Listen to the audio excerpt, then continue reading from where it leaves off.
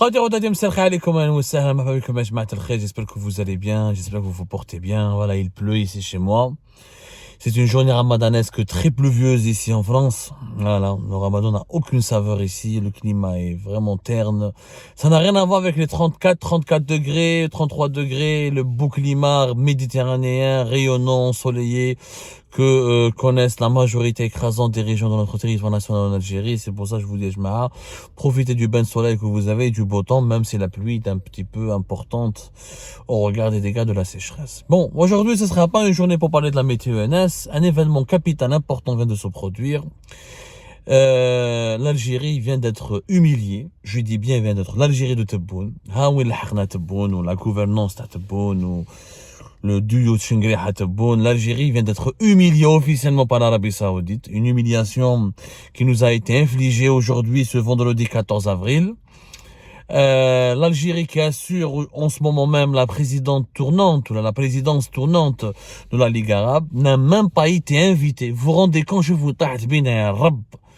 On était plus respectés.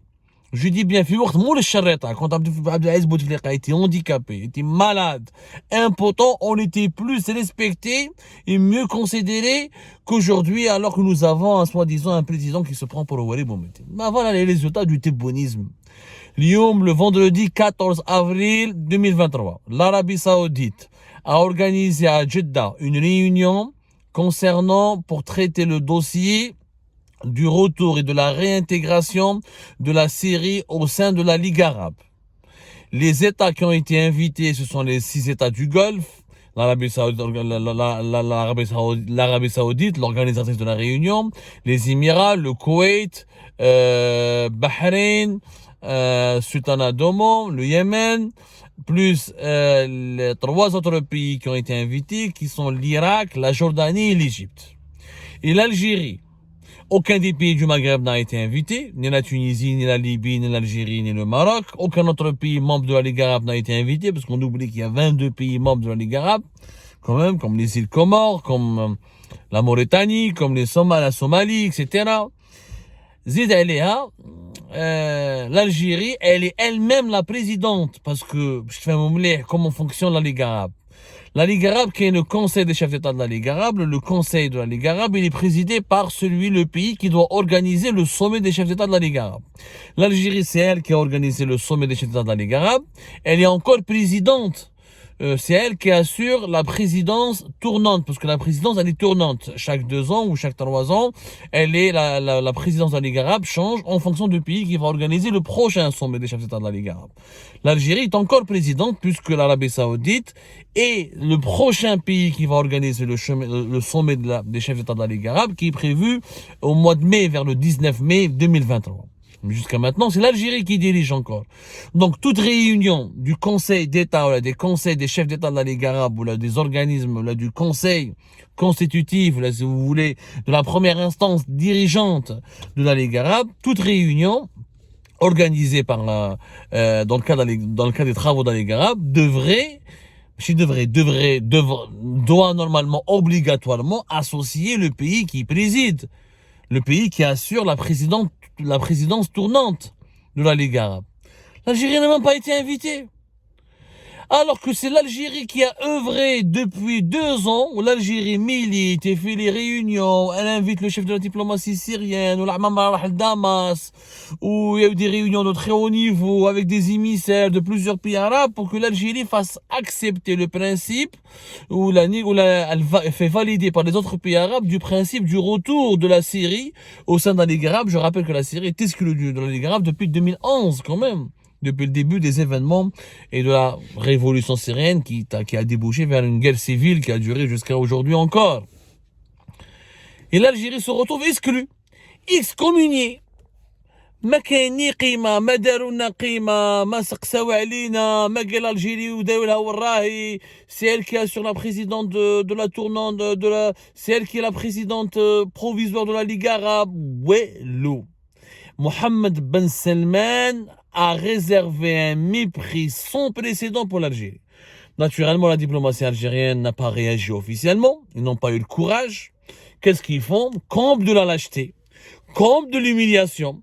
Au lieu que l'Algérie convoque une réunion extraordinaire où là, elle demande des explications directes à l'Arabie Saoudite en convoquant l'ambassadeur d'Arabie Saoudite à Alger, où là, en demandant au secrétaire général de la Ligue arabe, l'Égyptien Boulreit, de fournir des explications sur cette réunion qui se tient sans la présence de la présidente du pays qui assure la présidence et sans la présence des autres pays membres de la Ligue arabe. Pourquoi uniquement 9 pays de la Ligue arabe devraient se prononcer ou se réunir pour travailler sur la question du retour de la Syrie, de la réhabilitation de la Syrie au sein de la Ligue arabe? C'est une question qui doit concerner tous les membres, tous les 22 membres. Pourquoi les États maghrébins ont été exclus? Ils ne sont pas arabes, Houma. C'est-à-dire que les pays du Golfe, l'Égypte et la Jordanie, et l'Irak sont plus arabes et il y a 2 collèges. En fait, l'Arabie Saoudite a instauré 2 collèges. Le collège des pays plus arabes supérieurs et les arabes inférieurs, auxquels appartient l'Algérie. Ouelou. L'Algérie, aucune réaction. Ni communication avec Boulreit, ni l'ambassadeur d'Arabie Saoudite n'a été convoqué, ni un communiqué officiel de la présidence algérienne ou là du ministère algérien des Affaires étrangères pour déplorer, pour demander des explications, pour commenter. Ou je dirais un article, tout sur l'Algérie, proche du régime algérien. Un article, la diplomate d'Algérie ne comprend pas la position d'Arabie Saoudite. Ne comprend pas. Chouf avec la lâcheté. L'Algérie ne comprend pas, il n'y a rien à comprendre. Tout est clair, l'Arabie Saoudite méprise et rabaisse l'Algérie. Elle ne tient pas compte du rang de l'Algérie. Elle ne tient pas compte du prestige de l'Algérie. Elle a manqué de respect à l'Algérie. Qui veut dire que tu ne comprends pas? Tahmar. Peut-être tu comprends pas, subhanallah. Le message il est clair. Vous ne comptez pour rien. Vous comptez pour du beurre. On vous emmerde. C'est l'Arabie Saoudite qui a repris le dossier de la réhabilitation de la Syrie et qui veut décider toute seule et qui impose son agenda toute seule. Et sachant que le prochain sommet de la Ligue arabe le prochain sommet des chefs d'État de la Ligue arabe va se dérouler en Arabie Saoudite. Donc l'Arabie Saoudite fait cavalier seul. Où la position saoudienne s'inscrit dans le sillage, dans le rebondissement. Il y a des rebondissements majeurs qu'on connaisse la région du Moyen-Orient, d'Afrique du Nord, notamment du Moyen-Orient. Vous n'avez pas ignoré certainement, vous avez bien suivi l'actualité internationale. Nous en avons même parlé sur Algérie Part. Le 10 mars 2023, l'Arabie Saoudite a signé un accord de paix, entre guillemets, un pacte de non-agression. Ce n'est pas une réconciliation, mais c'est un accord de normalisation des relations avec l'Iran. C'était le 10 mars à Pékin, le chef de la diplomatie saoudienne et iranienne, sous les auspices et sous la médiation, une médiation chinoise de Pékin. L'Arabie Saoudite et l'Iran ont depuis lancé un processus de négociation pour réouvrir leurs ambassades dans les 2 pays et pour une stratégie de désescalade, notamment au Yémen, notamment au Liban et notamment en Syrie, les 3 théâtres des opérations où les lobbies saoudiens et iraniens s'affrontent de façon directe, brutale et pour ne pas dire meurtrière. 3 guerres, il y a eu quand même avec l'Iran, avec le Hezbollah au Liban, et Bachar Assad en Syrie, et le Houthi au Yémen, et l'Arabie Saoudite qui soutient les adversaires, qui a longtemps, en tout cas, ces 10 dernières années, a activé, milité, soutenu militairement, armé et financé toutes les factions anti-libyennes, et anti-iraniennes, et les partis anti-iraniennes, et les mouvances qui étaient militairement et politiquement engagées contre l'Iran. Nous sommes en train d'assister à un Big Bang géostratégique dans la région du Moyen-Orient, comme c'était le cas, on a parlé du Big Bang géostratégique hier au Maghreb. Il y a aussi un Big Bang géostratégique, l'Arabie Saoudite qui a abandonné sa doctrine anti-iranienne, qui a abandonné son rêve de faire la guerre à l'Iran, de lui infliger une défaite militaire, qui a compris qu'elle n'a pas les moyens militaires de gagner la guerre contre l'Iran, et que si une guerre éclate entre Israël et l'Occident et l'Iran, l'Arabie Saoudite sera hyper affaiblie. Depuis 2014, l'Arabie Saoudite patine dans le conflit militaire yéménite, beaucoup de pertes humaines, beaucoup de pertes matérielles. Mohammed Ben Salman veut construire l'Arabie Saoudite, il sait que l'ère du pétrole et des hydrocarbures s'approche, il veut diversifier l'économie saoudienne, il veut concrétiser sa stratégie de l'Arabie Saoudite 2030 en faisant l'Arabie Saoudite un pays émergent, émancipé un pays riche, prospère et émancipé surtout de la dépendance vis-à-vis des hydrocarbures. Il veut développer socialement, il veut développer le tourisme en Arabie Saoudite, il veut développer une bonne image de l'Arabie Saoudite, il veut développer un soft power, l'économie des connaissances, etc. Un nouveau modèle économique et politique. Il sait que une guerre contre l'Iran, une hostilité permanente contre l'Iran, elle est très très coûteuse. ou khlas, où il a compris qu'il faut qu'il tourne la page de la guerre avec l'Iran et qu'il devrait accepter le leadership iranien dans la région, accepter la présence iranienne et de partager l'influence son influence stratégique dans la région avec l'Iran. Il a accepté le principe de coexister et de bon voisinage avec l'Iran, ce que l'Algérie n'a pas accepté avec le Maroc.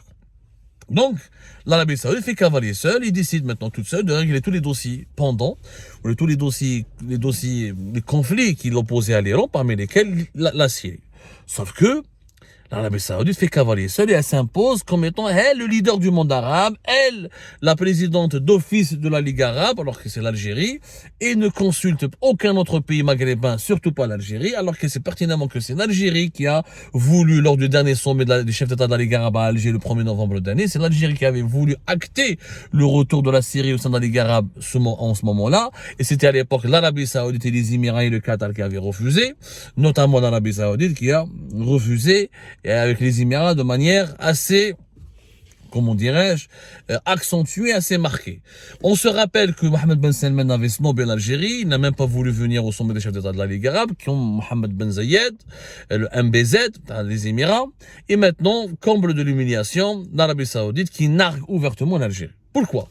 Parce que entre les deux pays, ça se passe mal, et on l'a déjà dit depuis 2 ans, depuis l'arrivée d'Abdelmajid Tebboune à la tête de l'État, ça se passe très très mal entre les deux pays.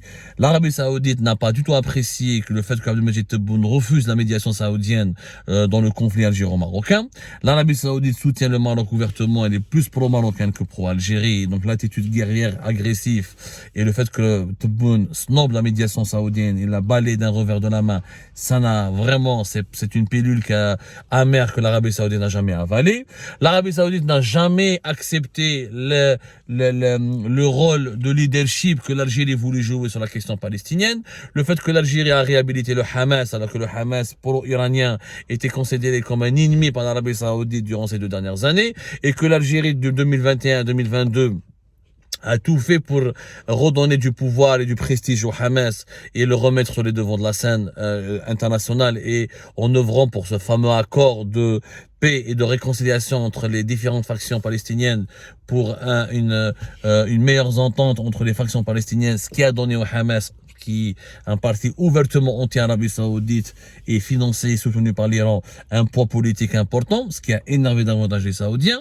Et troisième point, c'est l'attitude désinvolte de Abdelmajid Tebboune qui a, dès le départ, a voulu s'imposer et a voulu faire croire aux Saoudiens et aux Émirats et aux autres pays du Golfe qu'il est le nouveau Walid Boumediene, qu'il est le nouveau leader du monde arabe, qu'il est celui qui va unifier les rangs des pays arabes. Et son attitude un petit peu snobinarde, Abdelmajid Tebboune a adopté une attitude, je trouve, c'est lui le nouveau chef des dirigeants des pays arabes. Il a commencé à se mêler de certains dossiers chauds, il a commencé à vouloir imposer sa propre vision. L'organisation du sommet des chefs d'État de la Ligue arabe en novembre à Alger, il a voulu en tirer un grand profit, il a voulu utiliser cet événement pour sa gloire personnelle. Il y a les Saoudiens, notamment les Émiratis, حسوا باللي شغل Abdelmajid Tebboune veut se la jouer sur le nouveau Saddam Hussein, le nouveau Walid Boumediene, le nouveau Kadhafi, celui qui attire tous les projecteurs, toutes les caméras sont braquées sur lui, celui qui décide pour les autres pays arabes, celui qui impose les agendas, celui qui impose le tempo, celui qui impose le rythme des réunions et le rythme et les sujets sur lesquels les pays arabes devraient travailler. Donc ce rôle de leadership intempestif, il s'impose. Tu sais, quand quelqu'un essaie de s'imposer dans un groupe, il essaie de se faire passer pour quelqu'un de charismatique, pour quelqu'un de puissant, pour quelqu'un, je crois que tout le monde doit, pour le guide. Et ben, les Saoudiens n'ont pas du tout apprécié cette attitude de Tebboune. وحنا قلناها 1000 fois, قلنا له يا تبون انت راك كيما جيت, c'est un novice sur la scène internationale, il aurait fallu adopter notre approche. شوفوا la différence avec Bouteflika راح بالعقل. Il a amélioré ses rapports avec les pays du Golfe, il a gagné leur confiance, il a activé ses anciens réseaux là-bas, il les connaissait très bien, il a été conseiller aux Émirats, notamment à Abu Dhabi, il a bien connu Dubaï, il connaît bien les Saoudiens, il connaît leur sensibilité, il connaît leur code, il sait comment leur parler. Il n'a pas été brutal. Tebboune a été brutal, brusque, il a voulu s'imposer brutalement, brusquement. C'est moi le nouveau chef, c'est moi le digne héritier de Boumediene, je suis l'héritier de la révolution algérienne, il a voulu donner des leçons leçon de morale. Moi, je suis un pays souverain, je ne suis pas un pays non aligné, je ne dépends pas des puissances étrangères, j'ai ma souveraineté nationale, personne ne me dicte mes décisions, personne ne se mêle des affaires internes du pays, je suis pas un protectorat comme les autres pays, dans les autres pays arabes. Il y a un discours méprisant. Ben, ça, le retour du manivelle, il y avait un retour, ce qu'on appelle l'effet boomerang, de cette communication hasardeuse. Il a manqué de tact bon avec les autres pays arabes, les autres pays, même l'Égypte se méfie de lui. Même l'Égypte, on a de très mauvaises relations avec l'Égypte. Sisi n'appréciait pas beaucoup de bon, il n'appréciait pas beaucoup l'Algérie. D'ailleurs, en Tunisie, en Libye, on a des intérêts totalement divergents et on s'oppose sur l'échiquier, dans le dossier libyen et tunisien, tout oppose l'Algérie à l'Égypte. Avec l'Arabie Saoudite, comme ça se passe très mal, et j'ai expliqué les raisons. Du coup, l'Algérie s'est isolée. Elle s'est isolée de facto. Tebboune a instauré de très mauvais rapports avec les pays du Golfe et avec l'Égypte. En plus, pratiquement d'une guerre ouvertement assumée contre le Maroc, l'Algérie, elle s'est isolée, et elle donne l'impression que c'est un pays agressif, c'est un pays instable, dirigé par quelqu'un qui veut se mêler, qui veut imposer, quelqu'un un président qui est brusque, qui est brutal, qui veut imposer ses idées aux autres, qui veut s'imposer sur les autres, et du coup, la conséquence, c'est qu'on a été éjecté. La preuve, symbole parfait de cette éviction, c'est cette réunion du 14 avril à Jeddah. La source diplomatique qui a parlé à TSA, moi je sais ce que c'est Ammar Belani, certainement le secrétaire général du ministère des Affaires étrangères, qui est l'ami intime qui est un très bon ami avec TSA, c'est lui d'ailleurs qui manipule TSA tout sur l'Algérie, c'est lui c'est leur principale source. Regardez qu'on ne comprend pas. Il n'y a rien à ne pas comprendre. Et si vous n'avez pas compris, c'est que vous êtes bête. C'est que vous êtes vraiment zinzin. Les Saoudiens vous emmerdent. Les Saoudiens ont dit, nous, on reconnaît aucun rôle important à l'Algérie. On ne reconnaît même pas le leadership de l'Algérie. Ouais, le rôle de l'Algérie qui veut se faire passer pour le médiateur entre nous et la Syrie. On n'a pas besoin de médiation algérienne. On n'a pas besoin de l'Algérie pour réhabiliter la Syrie. C'est bon, on a réglé nos problèmes avec l'Iran. On va régler le problème avec la Syrie nous-mêmes et en direct. D'ailleurs, le chef de la diplomatie syrienne est en visite ces 2 derniers jours, ces dernières 48 heures, il a été en Arabie Saoudite. Voilà comment on s'est retrouvé éjecté et encore une fois humilié parce que personne ne nous a traités avec respect. Et la moindre des choses aurait été que l'Algérie proteste officiellement contre l'attitude cavalière de l'Arabie Saoudite et contre l'égoïsme d'l'Arabie Saoudite qui est totalement égoïste, qui du jour au lendemain elle a changé de stratégie et donc elle veut imposer aux autres pays arabes son propre rythme. Hier l'Iran c'était son ennemi, comme aujourd'hui l'Iran ce n'est plus son ennemi, ben, elle essaye de régler tous ses problèmes avec les alliés de l'Iran. Et elle essaie donc d'entraîner tous les autres pays arabes avec elle dans sa nouvelle doctrine. L'Arabie Saoudite qui devient le guide du monde arabe. Alors que des pays importants comme l'Algérie, comme la Tunisie, comme l'Égypte, etc. ont été réduits au rôle de suiveurs. C'est quand même assez humiliant et j'attends avec impatience la réaction officielle de Tebboune de la présidence algérienne, le souverainisme de Tebboune, lui qui nous a habitués à des discours l'Algérie est une puissance régionale, et ben on a bien vu que la puissance régionale elle est très on lui a manqué énormément de respect dans cette affaire de la réunion de Jeddah pour la réhabilitation de la Syrie au sein des instances de la Ligue arabe.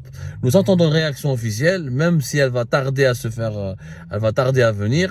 En tout cas, très mauvais point pour la diplomatie algérienne, une mauvaise posture pour Abdelmajid Tebboune qui termine son mandat en renforçant encore davantage l'isolement géopolitique de l'Algérie dans la région, en tout cas du Moyen-Orient et de l'Afrique du Nord.